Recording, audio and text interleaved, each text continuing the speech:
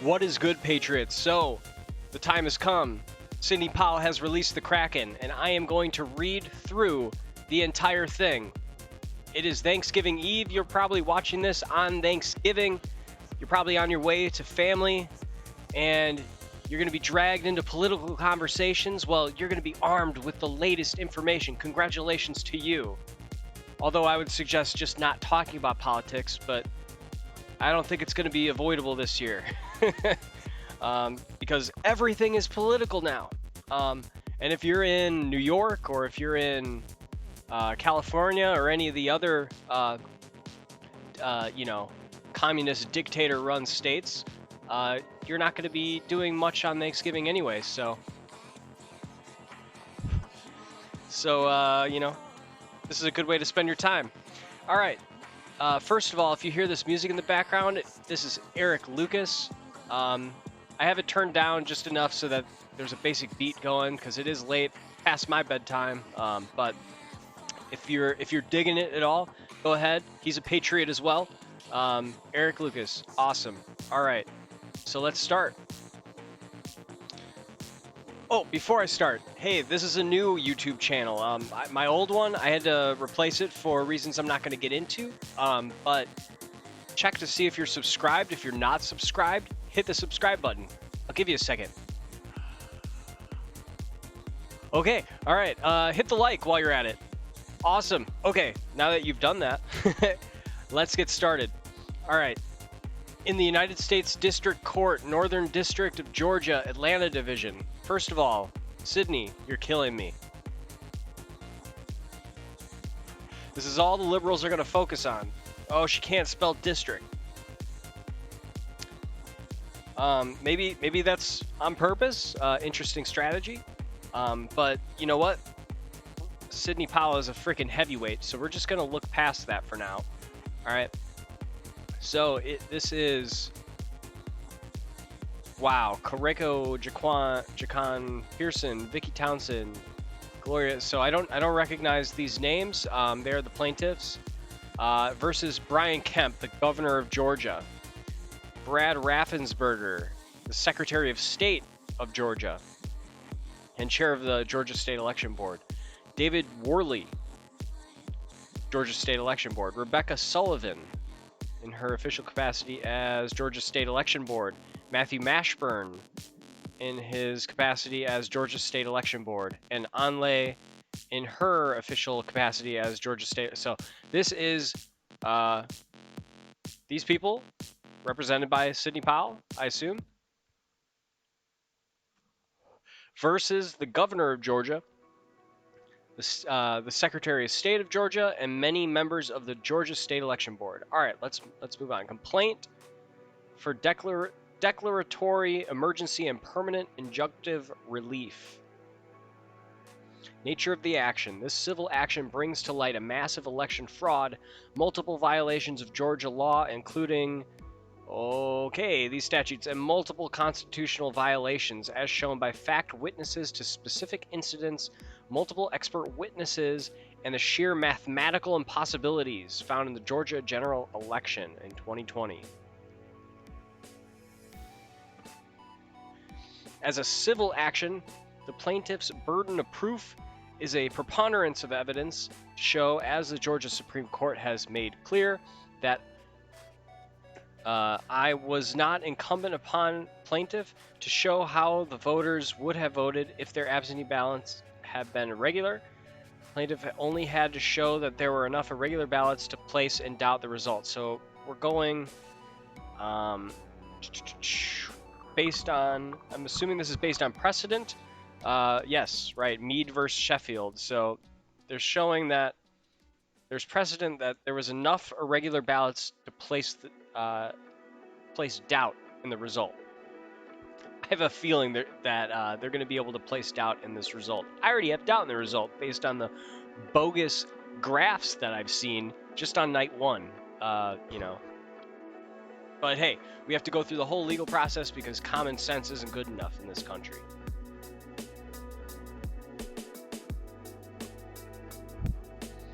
All right. The scheme and artifice to defraud was for the purpose of illegally and fraudulently manipulating the vote count to make certain the election of Joe Biden as President of the United States. The fraud was executed by many means, but the most fundamentally troubling, insidious, and egregious is the systemic adaptation of old-fashioned ballot stuffing. It has now been amplified and rendered virtually invisible by computer software created and run by domestic and foreign actors for the very purpose. Mathematical and statistical anomalies rising to the level of impossibilities as shown by affidavits of multiple witnesses, documentation, and expert testimony evince this scheme across the state of Georgia.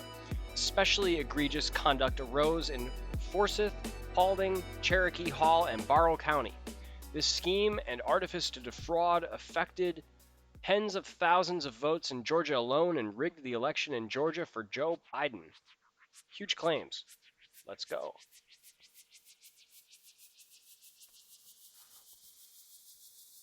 All right, the massive fraud begins with the election software and hardware from Dominion Voting Systems Corporation, or Dominion. Only recently purchased and rushed into use by Governor Brian Kemp and Secretary of State Brad Raffensperger and the Georgia Board of Elections.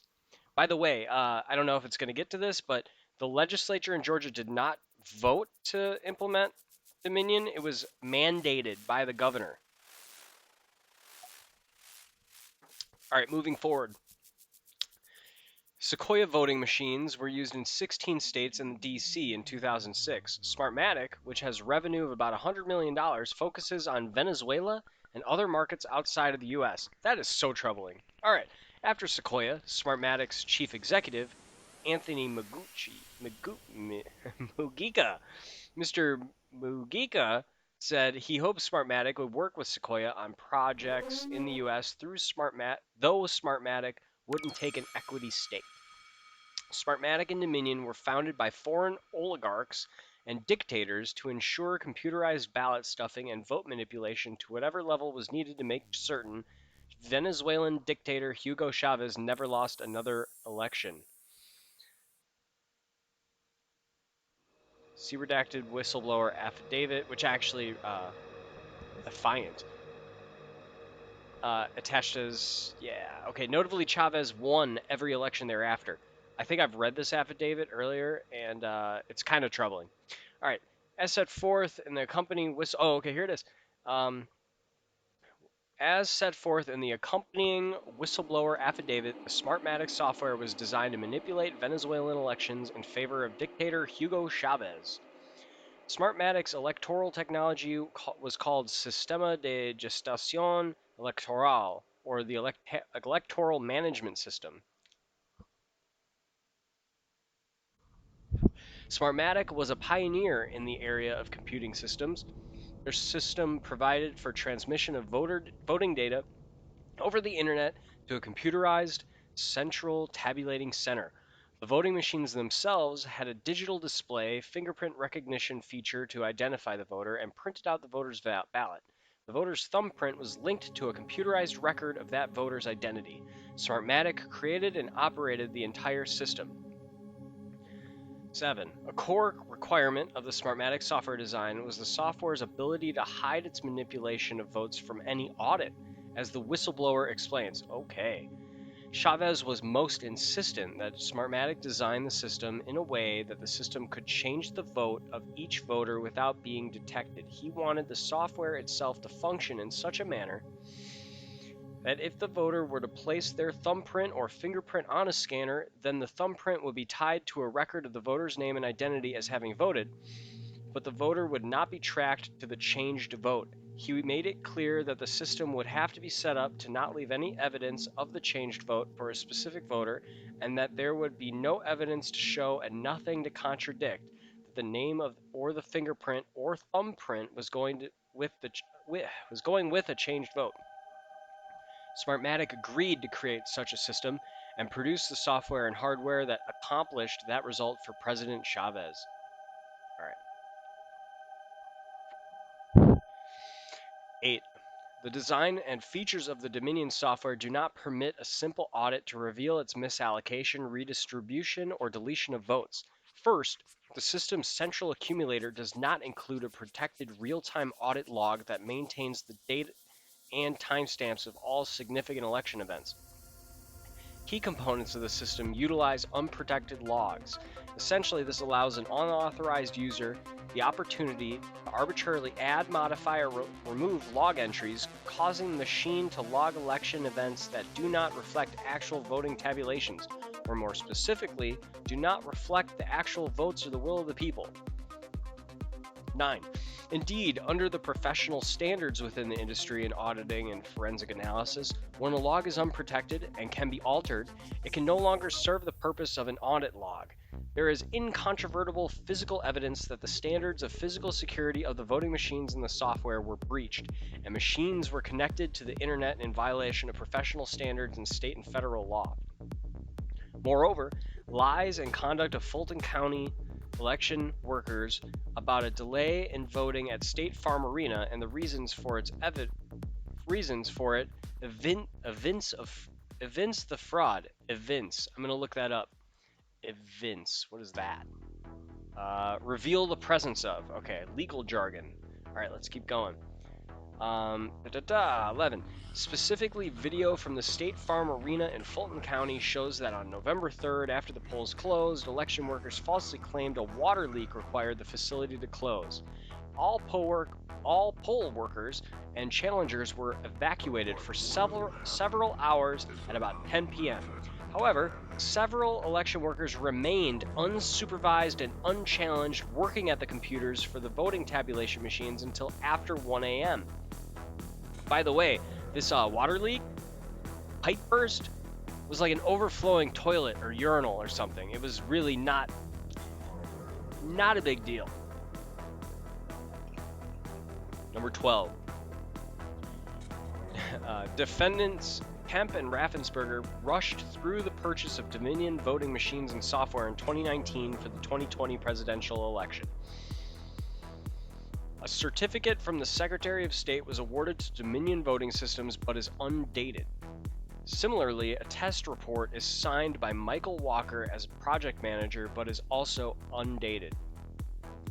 Defendants Kemp and Raffensperger disregarded all the concerns that caused Dominion software to be rejected by the Texas Board of Elections in 2018, namely that it was vulnerable to undetected and non-auditable manipulation. Yeah, this is the most bogus voting machine ever. Like, how hard is it to just get a voting machine that tabulates? Just click, click, click, that's it. Like, why complicate it any further?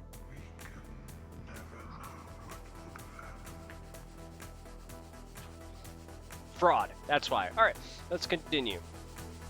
As industry expert, Dr. Andrew Appel, Princeton professor of computer science and election security expert, has recently observed, with reference to Dominion voting machines, quote, I figured out how to make a slightly different computer program that just before the polls were closed, it switches some votes around from one candidate to another.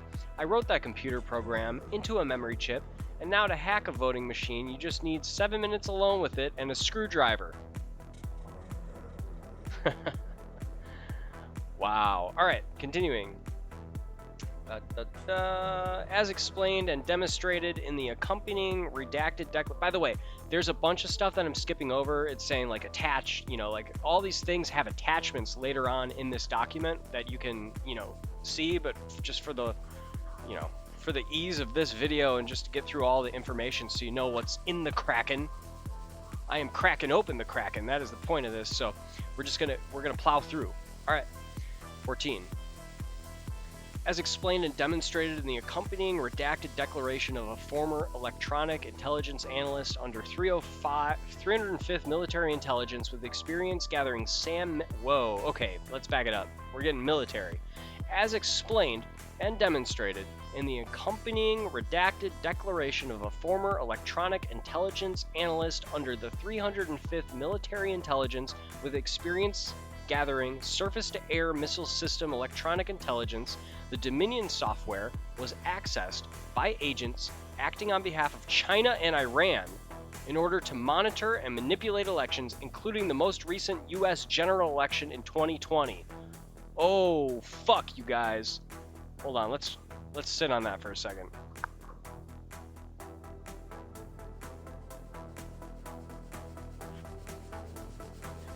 In this document, there is a redacted declaration from a former Intel analyst stating that Dominion was accessed by China and Iran. That's a big deal. Okay, this declaration further includes a copy of the patent records for Dominion systems in which Eric Coomer is listed as the first of the inventors of Dominion voting systems. 15. Expert Navid Peshavaraz-Nia explains that U.S. intelligence services had developed tools to infiltrate foreign voting systems, including Dominion. He states that Dominion software is vulnerable to data manipulation by unauthorized means and permitted election data to be altered in all battleground states. He concludes that hundreds of thousands of votes that were cast for President Trump in the 2020 general election were transferred to Biden. Additionally, incontrovertible evidence Board of Elections records demonstrates that at least 96,600 absentee ballots were requested and counted, but were never recorded as being returned to county election boards by the voter. Thus, at a minimum, 96,600 votes must be disregarded.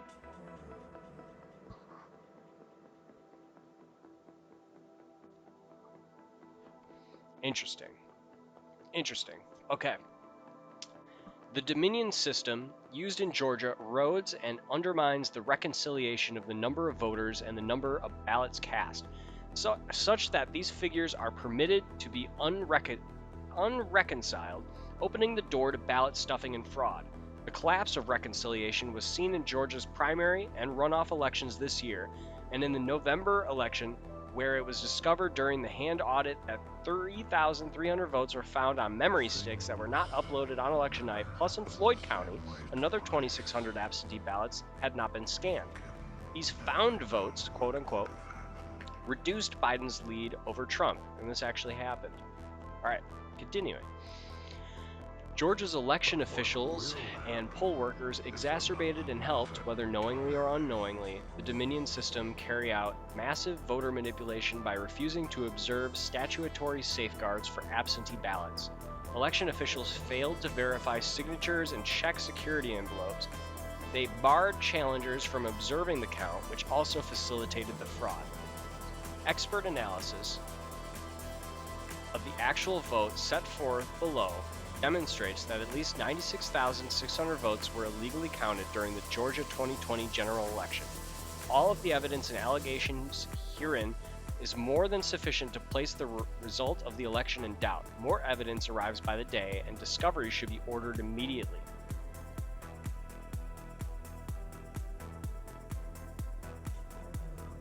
I would say that these 96,000 votes that she's talking about here would definitely place this under doubt, at a minimum. All right, let's keep going. 19.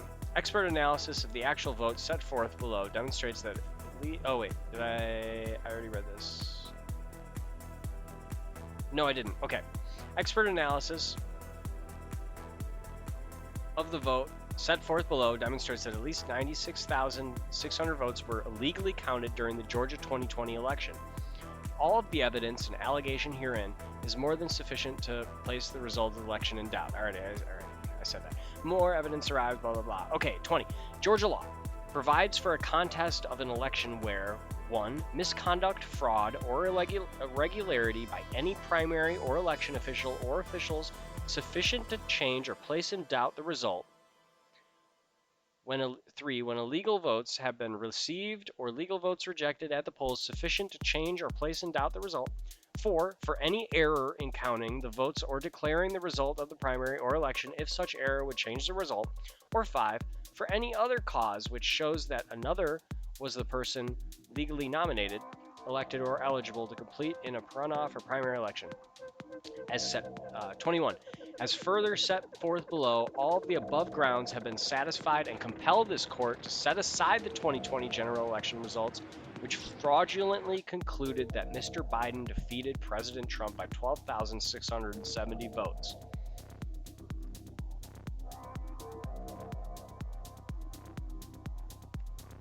Hold on, I gotta get this cigar going again. Pause. All right, continuing. I would agree.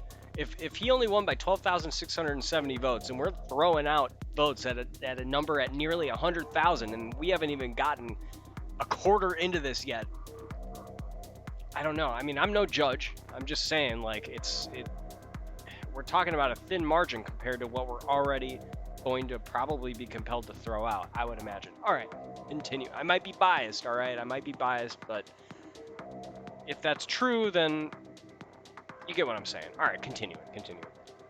I'm here to read, not to analyze. I'm no lawyer. All right, 22.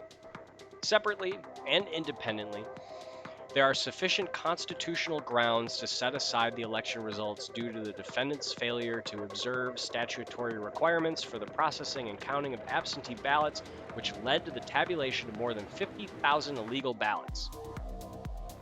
50. All right. The parties. Plaintiff, KRAKEN, CJ. We're going to call him CJ. I'm glad that he's got a nickname because, right. All right. Is a registered voter who resides in Augusta, Georgia. He is a nominee of the Republican Party to be a presidential elector on behalf of the state of Georgia. He has standing to bring this action under Carson v. Simon, 2020 U.S. App Lexus 8th Circuit, October 29, 2020. He brings this action to set aside and decertify the election results for the office of President of the United States that was certified by the Georgia Secretary of State on November 20th, 2020. The certified results show a plurality of 12,670 votes in favor of Sleepy Joe over President Trump. Plaintiff Vicky Townsend Consiglio is a registered voter who resides in Henry County, Georgia. She is a nominee of the Republican Party to be a presidential elector on behalf of the state of Georgia. Plaintiff Gloria K. Godwin is a registered voter who resides in Pierce County, Georgia. So all of these people that we're going to name, they're all nominees of the Republican Party to be presidential electors. So Gloria, James, Carolyn, Kathleen, Jason, Brian J. Van Gundy. He is an assistant secretary to the Georgia Republican Party. Okay. Defendant. All right, here we go. 31. Defendant Governor Brian Kemp, Georgia governor of Georgia, is named herein in his official capacity as governor. On or about June 9th, 2019, Governor Kemp bought the new Dominion voting systems for Georgia, budgeting at $150 million. Let's just sit on that for a second. My God. All right. Critics are quoted, quote, led by Abrams, Democrats fought the legislation and pointed to cybersecurity experts who warned it would leave Georgia's elections susceptible to hacking and tampering. And, quote, just this week, the Fair Fight Voting's Right group started by Stacey Abrams launched a television ad critical of the bill. In a statement Thursday, the group called it corruption at its worst and a waste of money on hackable voting machines. Defendant Brad Raffensperger, Secretary Raffensperger, is named as the Secretary of State of Georgia and the chief election official in Georgia. Subject to suit for his official capacity because his office, quote, imbues him with the responsibility to enforce the election laws. Secretary Raffensperger serves as the chairperson of the Georgia State Election Board, which promulgates and enforces rules and regulations to, 1, obtain uniformity in the practices and proceedings of election officials as well as legality and purity in all primaries and general elections, and 2, be conducive to the fair, legal, and orderly conduct of primaries and general elections. Secretary Raffensperger, as Georgia's chief elections officer, is further responsible for the administration of the state laws affecting voting, including the absentee voting system. Defendants Rebecca, David, Matthew, and Ann, see the hereinafter the State Election Board, are members of the State Election Board responsible for formulating, adopting, and promulgating such rules and regulations consistent with law as will be conducive to the fair, legal, and orderly conduct of primaries and elections. Further, the State Election Board promulgates rules and regulations to define the uniform and non-discriminatory standards. Okay, State Election Board personally and through the conduct of the board's employees, officers, and servants, actors, and blah, blah, blah, they are responsible. All right, sorry. I am going to rush through this a little bit just to get to the meat and potatoes. I'm not going to bore everybody with the full length, officers, agents, servants, actors, the color, state, blah, blah, blah, blah, blah. Like, let's get to those, the accusations here and the affidavits. I think that's what's important. All right, this court has subject matter jurisdiction, which provides, quote, the district courts shall have original jurisdiction of all civil actions arising under the Constitution, laws, or treaties of the United States. This court also has subject matter jurisdiction under a certain code because this action involves a federal election for President of the United States. A significant departure from the legislative scheme for appointing presidential electors presents a federal constitutional question. Bush v. Gore gets cited here. The jurisdiction of the court to grant declaratory relief is conferred upon these statutes. This court has jurisdiction over blah, blah, blah. In Georgia, the legislature is the General Assembly. Because the United States Constitution reserves for state legislatures the power to set time, place, and manner of holding elections for Congress and the President, state election officers, including but not limited to Secretary Raffensperger, have no authority to exercise that power unilaterally, much less flout existing legislation or the Constitution itself. Statement of facts. Plaintiffs bring this action under these statutes here, Georgia law, to remedy deprivation of rights, privileges, or immunities secured by the Constitution and laws of the United States, and to contest the election results. The United States Constitution sets forth the authority to regulate federal elections. The Constitution provides the times, places, and manners of holding elections for senators, representatives shall be prescribed in each state by the legislature thereof, but the Congress may at any time, by law, make or alter such regulations except as to the places of choosing senators. It's the Elections Clause. Okay. With respect to the appointment of presidential electors, the Constitution provides each state shall appoint in such manner as the legislature thereof may direct a number of electors equal to the whole number of senators and representatives to which the state may be entitled in the Congress. But no senator or representative or person holding an office of trust or profit under the United States shall be appointed an elector. Neither defendant is a legislature, as required under the Elections Clause. The legislature is the representative body which makes the laws of the people. Okay, so at this point, I'm going to break off and, hold on one sec.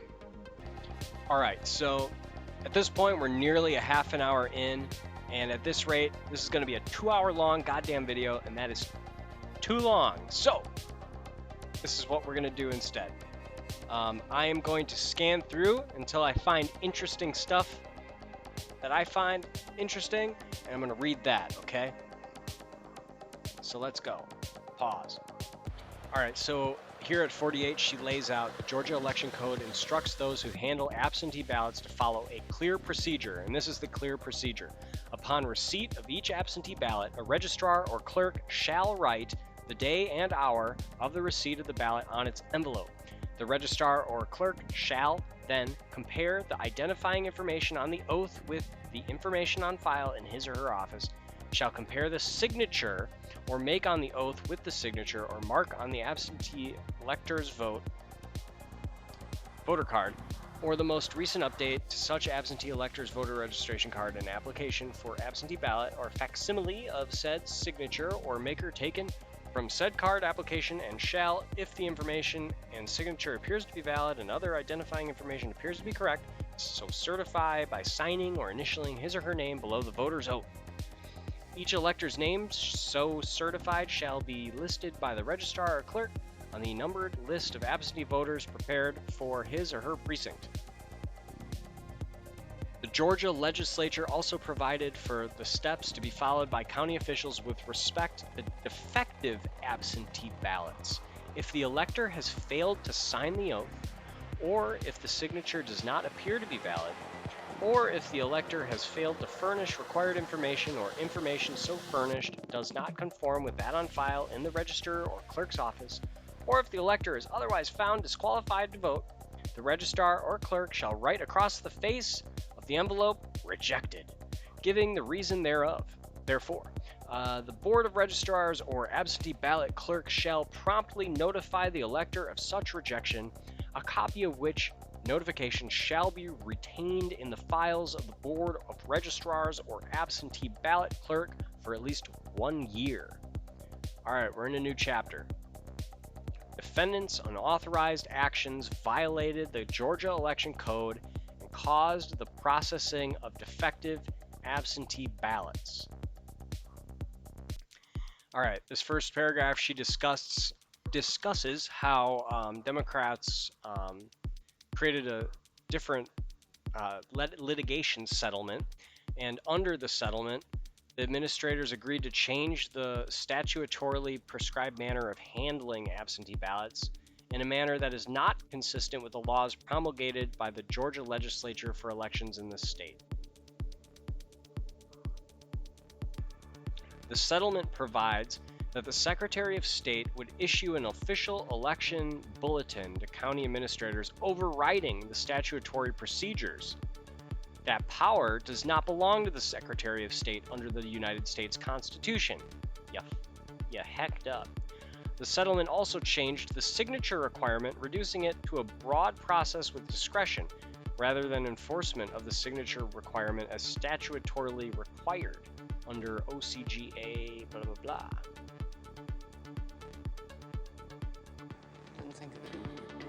An affiant testified under oath that it was also a particular interest to me to see that signatures were not being verified and that there were no corresponding envelopes seen in sight. Pursuant to the settlement, the administrators delegated their responsibilities for determining when there was a signature mismatch by considering in good faith only partisan-based training. Additional guidance and training materials drafted by the Democrat Party agency's representative contradicting certain law. Part B, unlawful early processing of absentee ballots.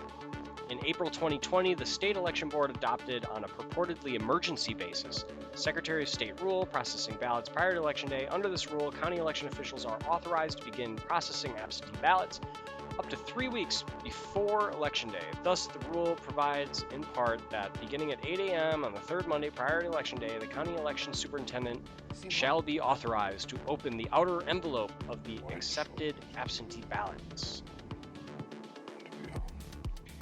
Rule 183 blah blah blah is in direct and irreconcilable conflict with OCGA blah blah blah, which prohibits the opening of absentee ballots until Election Day. Okay then.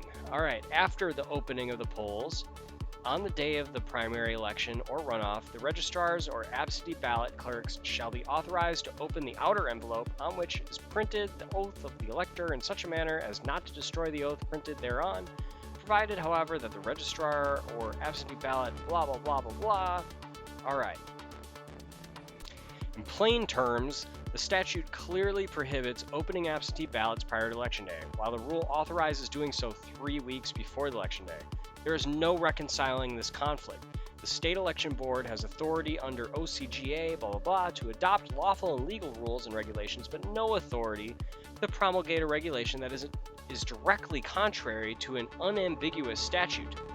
Rule 183 blah blah blah is therefore plainly and indisputably unlawful. You messed up. You messed up. The State Election Board readopted Rule 183 on November 23rd for the upcoming January 2021 runoff election. Part C, unlawful audit procedures.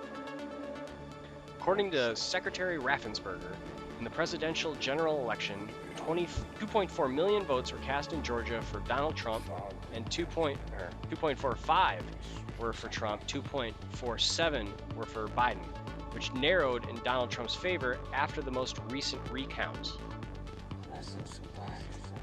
Raffensperger declared that for the hand recount, oh boy, all right,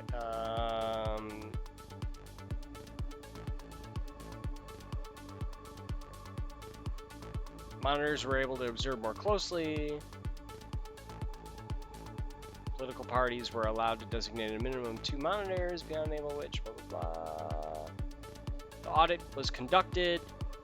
OCGA 21, this code section requires that audits be completed in public view and authorizes the state of board elections to promulgate regulations to administer an audit to ensure that collection of validly cast ballots is complete, accurate, and trustworthy throughout the audit. Plaintiffs can show that Democrat majority counties provided political parties and candidates, including the Trump campaign, no meaningful access or actual opportunity to review and assess the validity of mail-in ballots during the pre-canvassing meetings, while in the audit or recount they witnessed Trump votes being put into Biden piles. The affidavit set forth various conduct amounting to federal crimes, clear improprieties, insufficiencies, and improper handling of ballots by county officials and their employees that Ms. Coleman and Ms. Diedrich personally observed while monitoring the hand recount. As a result of her observations of the hand recount as a Republican Party monitor, Ms. Diedrich declared there has been no meaningful way to review or audit any activity at the hand recount. Ms. Coleman likewise declared there was no way to tell if any counting was accurate or if the activity was proper. On Election Day, when the Republican poll watchers were, for a limited time, present and allowed to observe in various polling locations, they observed and reported numerous instances of election workers failing the following statutory mandates. 1. A voter's right to spoil their mail-in ballot at the polling place on Election Day and then to vote in person. And 2. The ability for voters to vote provisionally on Election Day when a mail-in ballot has already been received for them, but when they did not cast those mail-in ballots who sought to vote in person during the early voting but was told she already voted, she emphasized that she had not. The clerk told her that he would add her manually with no explanation as to who or how someone voted using her name. Another observer for the ballot recount testified that at no time did I witness any recounter or individual participate in the recount verifying signatures. In some counties, there was no actual quote-unquote hand recounting of the ballots during the hand recount, but rather county officials and their employees simply conducted another machine count of the same ballots. That will not reveal the massive fraud of which plaintiffs complain. A large number of ballots were identical and likely fraudulent. And affiant explains that she observed a batch of utterly pristine ballots. Most of the ballots had already been handled. They had been written on by people, the edges were worn, they showed obvious use. However, one batch stood out. It was pristine. There was a difference in the texture of the paper. It was as if they were intended for absentee use but had not been used for that purposes. There was a difference in the feel.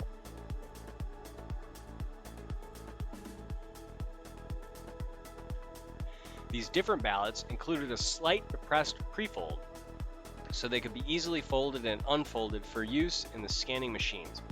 There were no markings on the ballot to show where they had come from or where they had been processed. These stood out.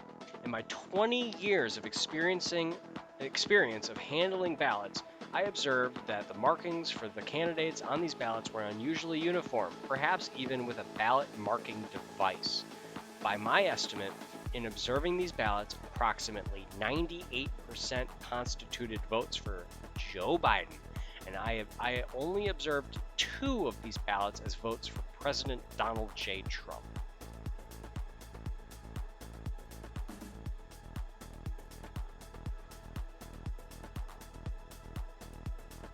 The same affiant stated, "We typically receive the machines, the ballot marking devices, on the Friday before the election with a chain of custody, blah, blah, blah, blah, in bold.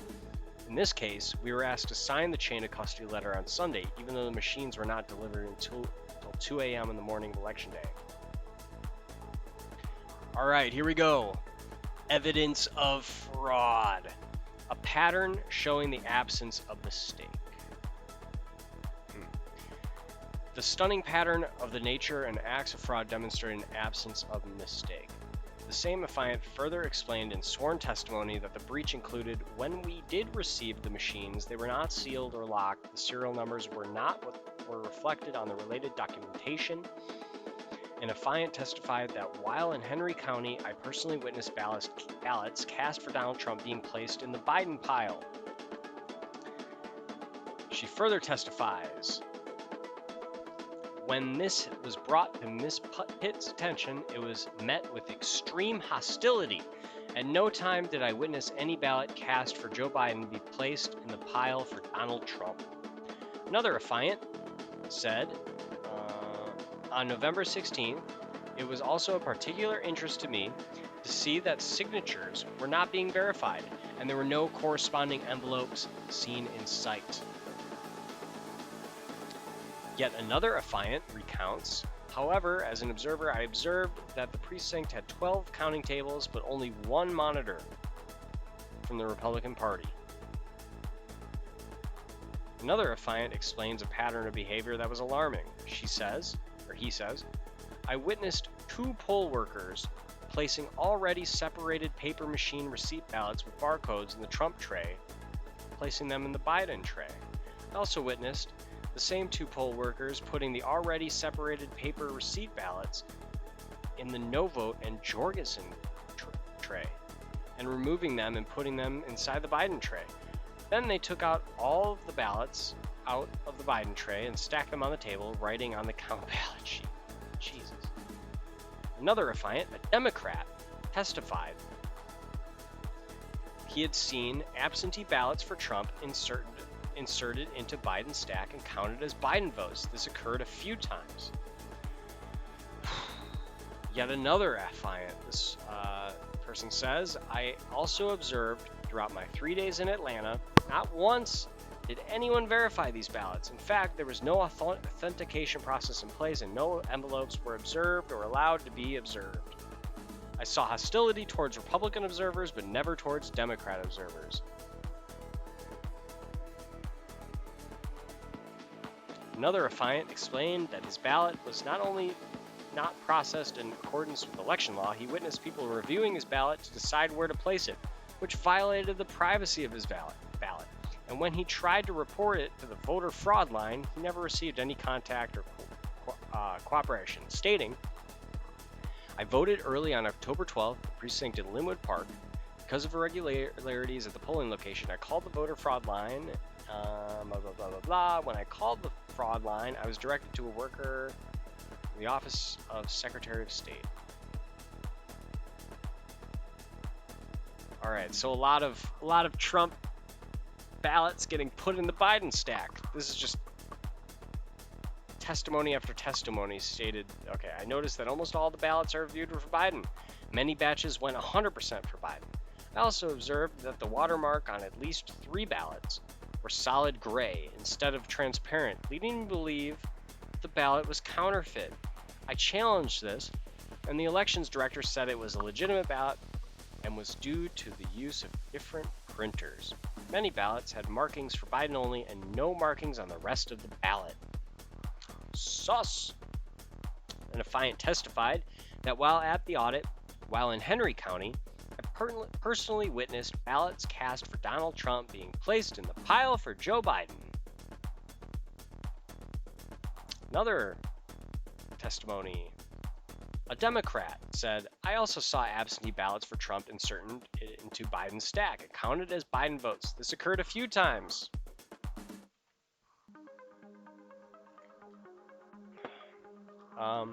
Republican National Committee monitor told an undercover journalist there were individuals counting ballots who had made continuous errors. Multiple ballots meant for Trump went to Biden in Georgia. All right, the voting machines. Dun, dun, dun.